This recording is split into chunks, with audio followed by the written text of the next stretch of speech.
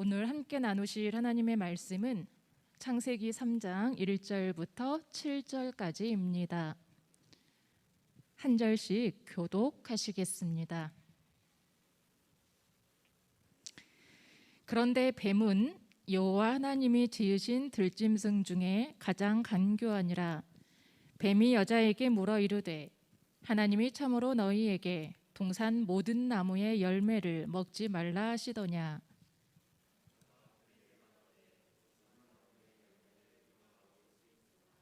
동산 중앙에 있는 나무의 열매는 하나님의 말씀에 너희는 먹지도 말고 만지지도 말라 너희가 죽을까 하노라 하셨느니라.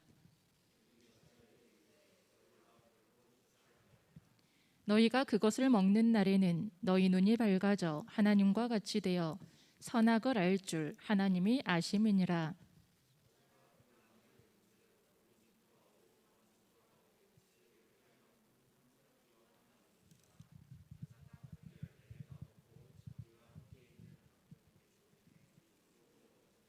함께 읽습니다. 이에 그들의 눈이 밝아져 자기들이 벗은 줄을 알고 무화과 나무 잎을 엮어 치마로 삼았더라. 아멘. 한 주간 잘 지내셨습니까? 이제 사순절기가 시작이 되었습니다. 사순절은 주님의 고난을 묵상하는 40일간의 기간입니다.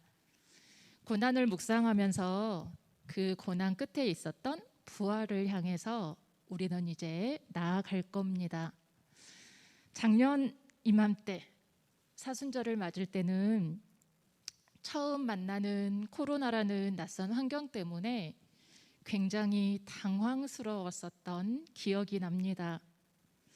그리고 이제 올해 사순절기를 맞으면서 여전한 코로나와 함께 맞게 되어서 가슴이 아픕니다. 그러나 우리는 어려운 시간들을 자주 만나지는 못했지만 함께라는 마음으로 여기까지 잘 걸어왔습니다. 그리고 무엇보다 여전히 돕고 계셨던 주님의 신실함을 기억하기에 올해 사순절 기간이 나에게 다가오시는 그 주님을 더욱더 깊이 만나는 기간이 되기를 소원합니다. 지난 주간 우리 사회는 스포츠계 선수들의 폭력, 학교 폭력 소식으로 인해서 참 시끄러웠습니다. 우리가 각종 폭력의 모습에 대해서 더 예민하고 민감하게 우리 스스로를 성찰할 때 이 사회는 조금 더 나아질 수 있으리라 기대를 해봅니다.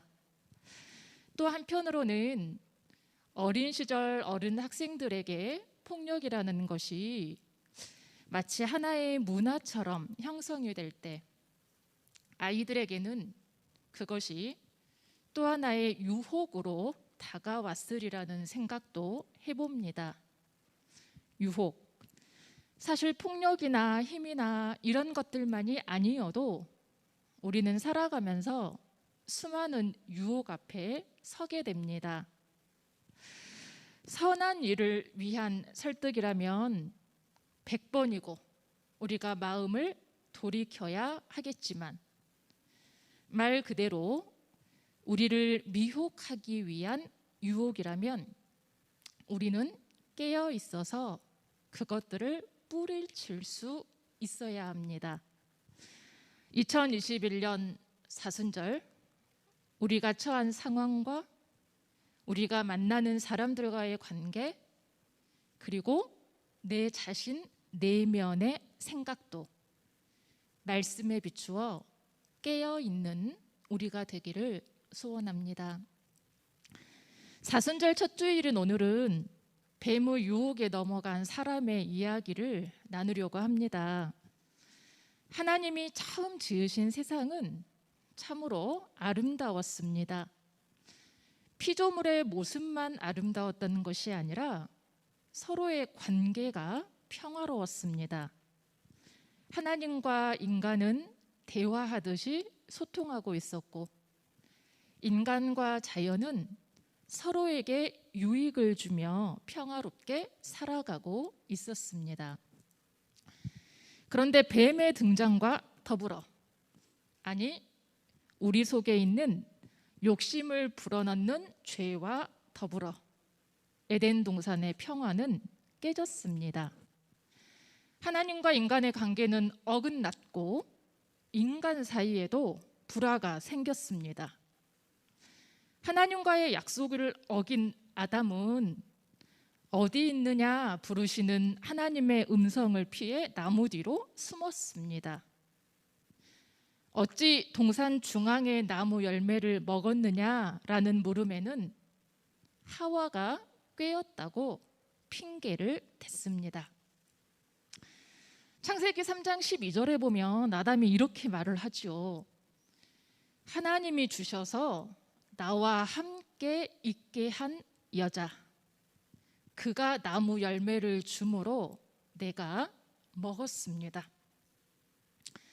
사실 하와를 원망하는 것을 넘어 그 여인을 만드신 하나님 때문이라고 하나님을 탓하고 있는 겁니다. 오늘 우리가 읽은 본문은 하와가 처음 뱀의 유혹에 넘어가는 장면입니다. 본문에서 뱀은 사람 마음의 허점을 교묘하게 알아차리고 그 틈을 파고듭니다. 동정심이 가득한 어조로 말을 했을 것 같습니다. 하와에게 이렇게 말을 건넵니다. 본문 1절이죠. 하나님이 참으로 너희에게 동산에 있는 모든 나무 열매를 다 하나도 먹지 말라고 하시더냐? 라고 묻습니다. 하와가 그 이야기를 들을 때 어떤 생각이 들었을 것 같으세요? 하나님이 정말로 모두 다 먹지 말래?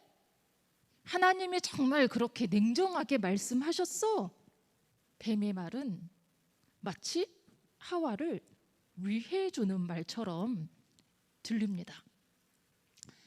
하와가 대답합니다. 본문 2절과 3절이죠. 동산 나무의 열매를 우리가 먹을 수 있다고 하셨어. 그런데 중앙에 있는 나무 열매는 먹지도 말고 만지지도 말라. 먹으면 너희가 혹시 죽을까 하노라 라고 하셨어 라고 대답을 합니다. 하와의 대답에서 참 안타까운 부분을 두 가지를 발견합니다. 하나는 우선적인 관점이 무엇인가 하는 겁니다. 하나님은 모든 열매를 다 먹어도 좋다고 하셨고 딱 하나, 중앙에 있는 그 나무 열매는 먹지 말라 하셨습니다. 그런데 뱀의 질문을 들은 인간에게는 먹어도 좋다고 하신 그 많은 열매들보다 먹지 말라고 하신 딱 그 하나, 그것이 더 크게 다가왔다는 사실입니다. 이미 주신 더 많은 것에 대한 은혜보다 없는 딱 하나에 관심하여서 마음을 괴롭힙니다. 두 번째 안타까운 점은 하와의 마음은 이미 동요하고 있었다는 데 있습니다.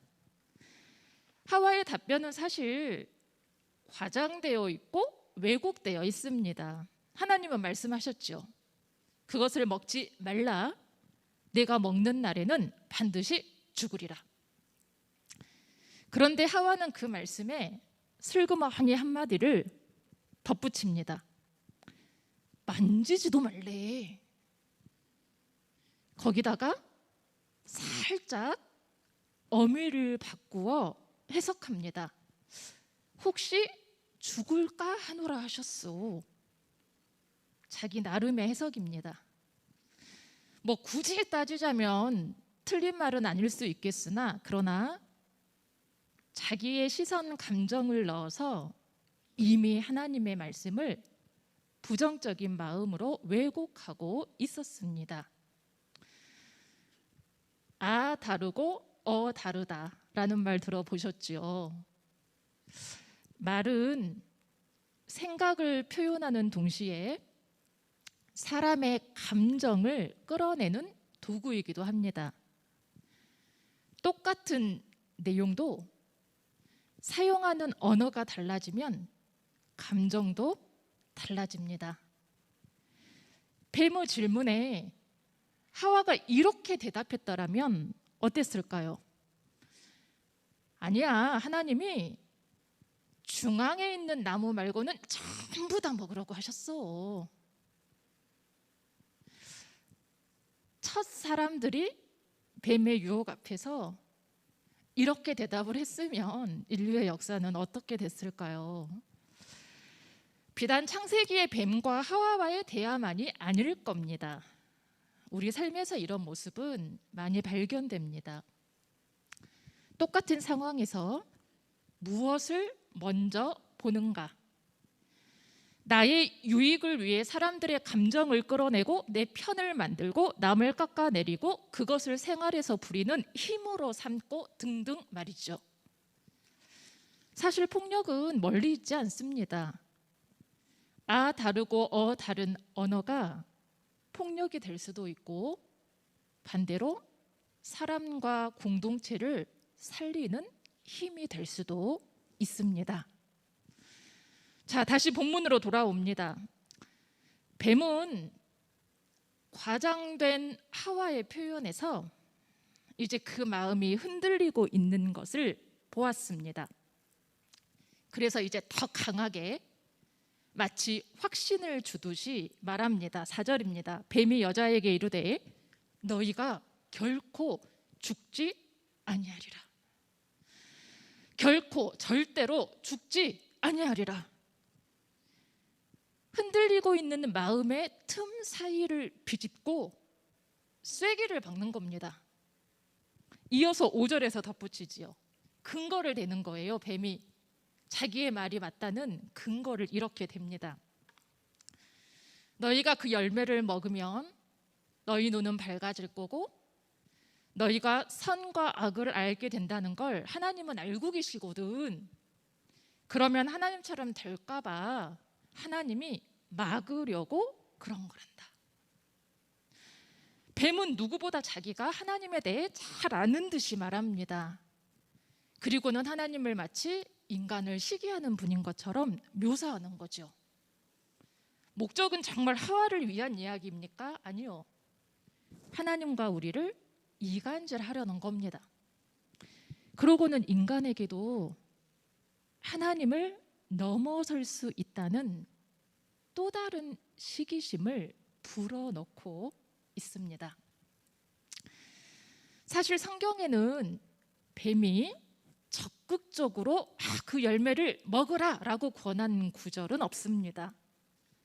하지만 인간의 욕심 앞에서 유혹은 힘을 얻어버렸습니다. 뱀이 자리를 떠난 후 하와는 눈을 들어서 그 열매를 바라봅니다. 이전에 하나님과 소통하며 살았을 때와는 다른 눈, 하나님의 마음이 아니라 뱀의 말을 시선 삼아 바라보게 된 겁니다. 시선이 달라지니까 대상도 달라 보이는 법이지요.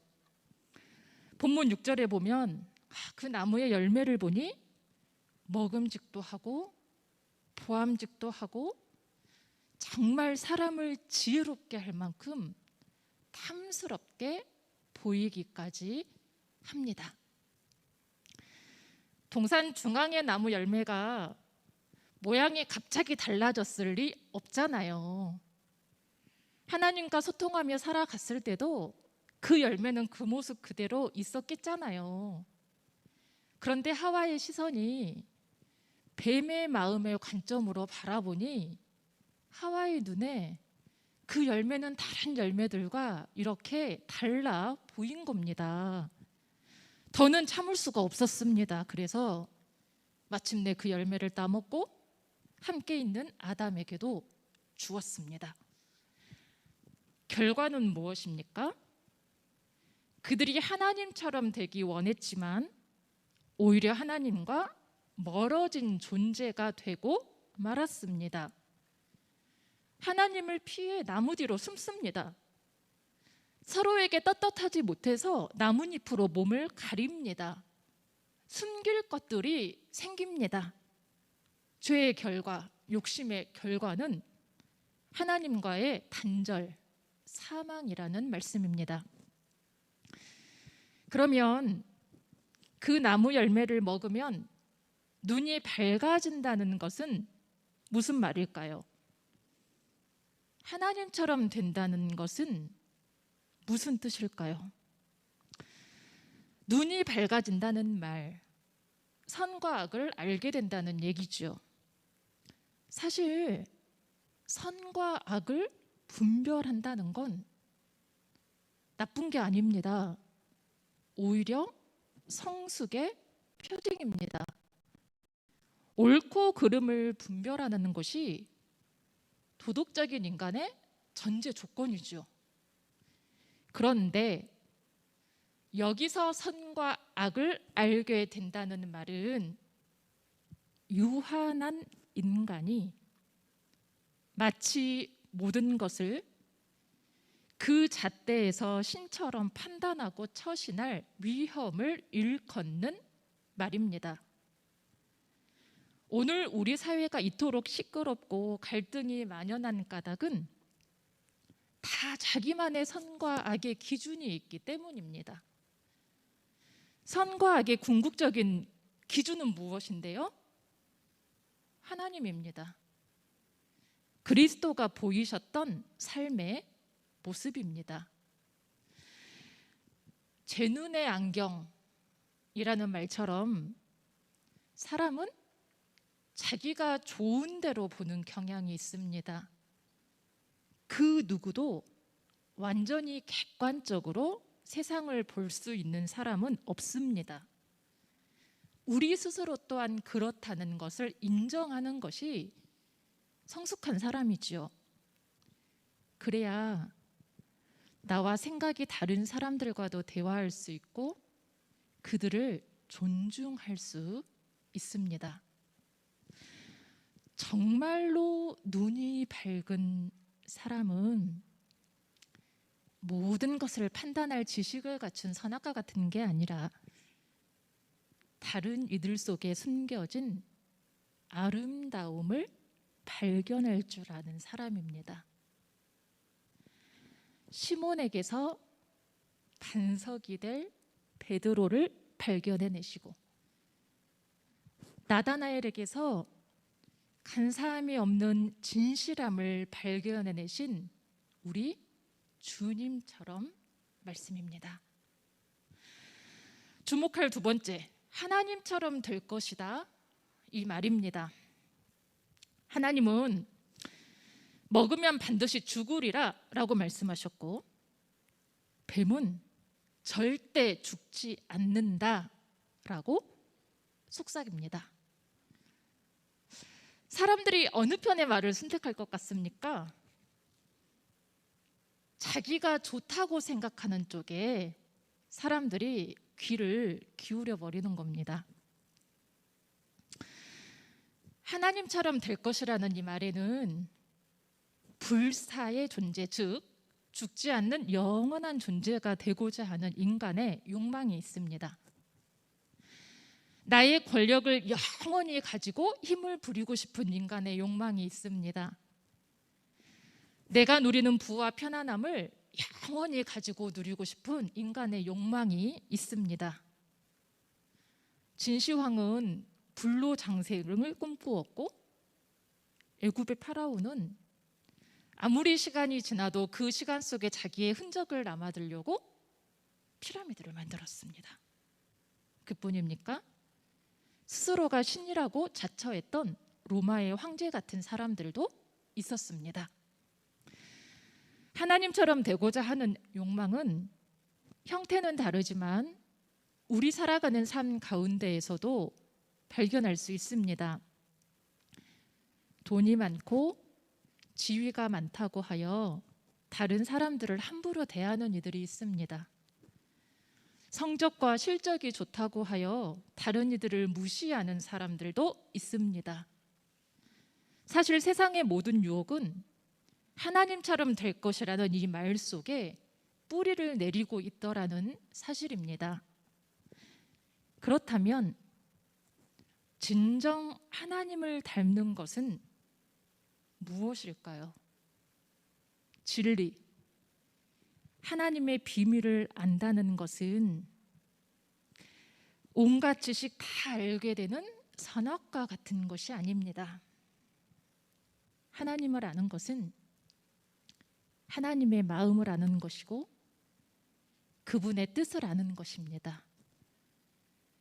하나님을 닮는 길은 그 뜻에 순종하는 것입니다. 십자가마저 순종하신 우리 주님처럼 말씀입니다.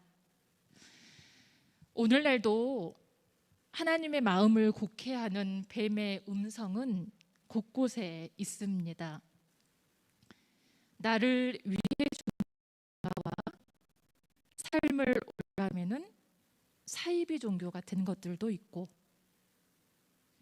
일확천금 같은 인간의 욕심을 부추겨서 사회를 병들게 하는 이들도 있습니다.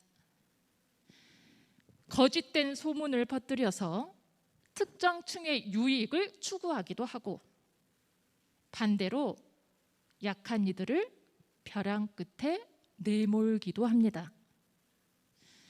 우리가 세상에서 교묘하게 다가오는 뱀의 소리에 그 시선을 빼앗기지 않기를 바랍니다. 사실 지금은 경제적으로, 환경적으로 모두가 힘든 시대입니다. 이럴 때일수록 본질에 충실한 이들이 필요합니다.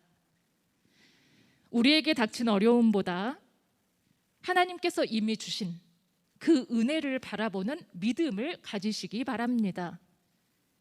불안과 염려와 배탈을 조성하는 세상에서 그럼에도 우리는 서로의 아름다움을 발견해내는 눈이 있기를 소원합니다. 가진 것과 능력과 힘이 폭력으로 부려지는 세상에서 우리는 받은 것과 재능과 직분을 넘어진 일을 일으켜 세우는 도구로 사용할 수 있기를 소망합니다. 사순절 주님의 고난을 묵상하는 우리 삶의 순례의 40일간의 여정이 시작되었습니다.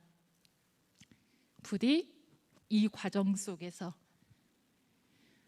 우리 주변에 수없이 다가오는 뱀의 속삭임에 시선 빼앗기지 아니하고 하나님과 동행함으로 평화와 생명을 살아가는 모두가 되시기를 주님의 이름으로 간절히 축원합니다. 기도하겠습니다. 사랑하는 하나님, 모두가 위기라고 말하는 시대이지만 그러나 금식 후 주름 배를 딛고 사탄의 유혹을 이기셨던 주님을 이 시간 기억합니다. 하나님, 그 주님을 따라 이 사순절 기간 우리가 믿음의 시선을 잃지 않도록 인도하여 주옵소서.